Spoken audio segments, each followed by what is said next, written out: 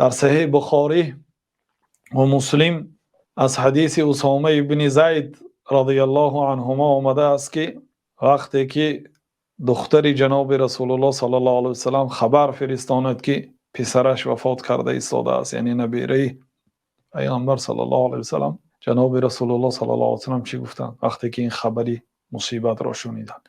ان لله ما اخذ و له ما اعطى. هر چیزی که الله تعالی گرفت از آن خود را گرفت، پس برای چه غمگین شویم؟ چیزی ما نبود، مال ما نبود، الله تعالی داده بود گرفت، از آن خود را گرفت. وله ما اعطى. هر چیزی که الله تعالی به ما داد او از آن الله است. این است معنای اعتراف به ملک الله تعالی. مالک حقیقی الله است جل جلاله و تقدست اسماؤه و کل شیء عنده باجل مسمى. هر چیز در نزد الله تعالی با اجل معین است.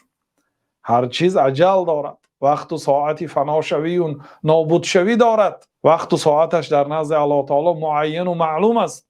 وقتش که فرا رسید، اجلش که آمد، می رود. الله تعالی این چیزها را به ما موقتی داده است. هر چیزی که داد، پول است، مال است، سلامتی است، فرزند است، همسر است، مال است، آبرو است، وظیفه است، این چیزهای الله به ما داد و کی خواهد میگیرد.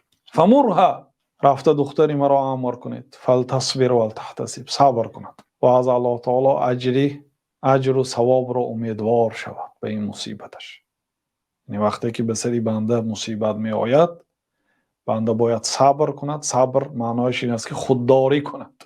خودداری از رفتاری زشتی که الله را به غضب می آورد و از گفتاری بد.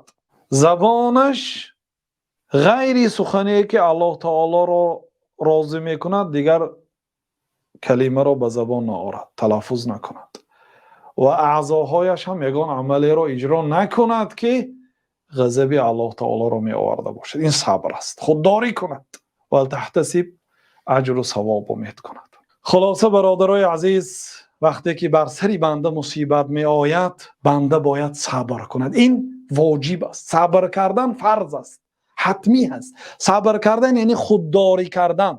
وقتی که پسری پیامبر صلی الله علیه وسلم از دنیا گذشت، آبی چشمشان جاری شد. صحابه حیران شدند. پیامبر صلی الله علیه وسلم از ناله و فیغان و دادگویی و روکنی و موکنی من میکردن، خودشون گریه دارن. این چی است یا رسول الله؟ حیران شدن. گفتن که این رحمت است، مهربانی است که الله در قلب مهربانهای از بندگانش گذاشته است. یعنی گریه کردن هیچ باکی ندارد. ان العین لتدمع، چشمها آبی دیده میبرارد. و این القلب لیحزن، قلب غمگین میشود. و این لفراقک یا ابراهیم لمحزونون، ای ابراهیم برای فرزندشان وقتی که وفات کرد، ما به مرگ تو غمگین هستیم. ولا نقول الا ما یرضی ربنا، لیکن فقط یک سخنی را میگوییم که پروردگارمون رو راضی کند. سخنی که غضب الله تعالی رو میارد نمیکنیم. این صبر است. از این دیده بالاتر رضا هست. رضا، راضی شدن به تقدیر الله تعالی، راضی شدن به خواست الله تعالی، این درجه بالاتر است. اجر صبر به حساب و کتاب است. الله تعالی میگوید که و ارض الله واسع، زمین الله تعالی وسیع است. انما یوفی الصابرون اجرهم بغیر حساب. صبر کننده ها در مصیبت اجر آنها به حساب داده میشد و مکمل پوره داده میشد. باز به حساب. کسی که صبر میکند